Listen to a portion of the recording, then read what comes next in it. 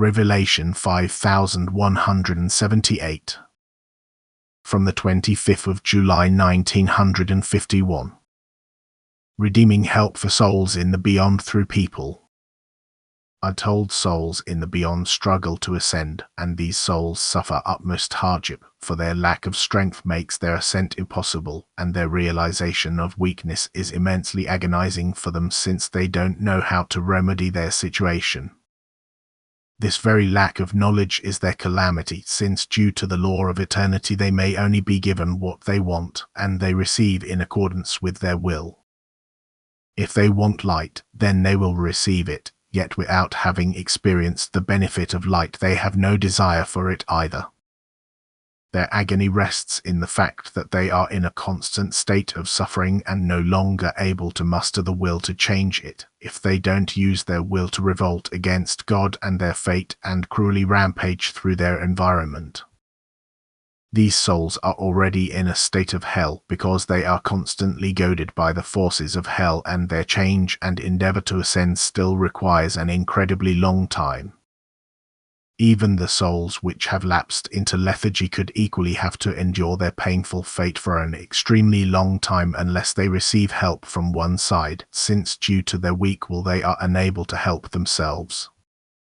And this help can only be given to them by beings whose love wants to release them from the darkness.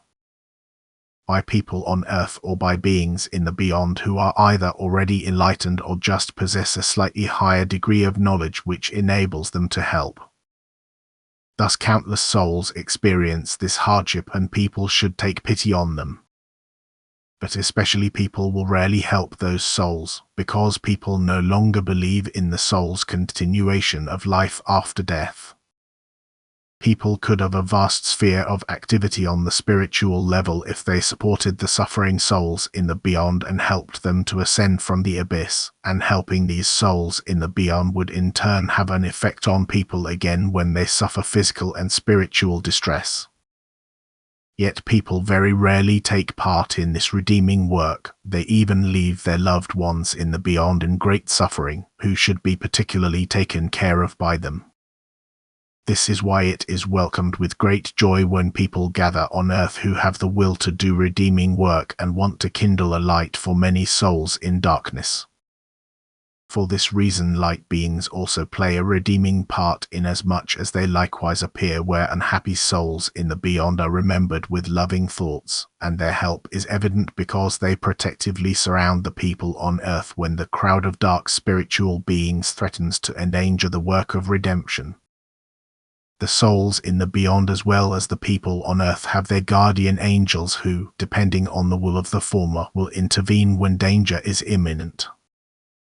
And the enemy will always lurk where people want to do redeeming work and try to confuse those who should offer enlightenment to the souls in darkness.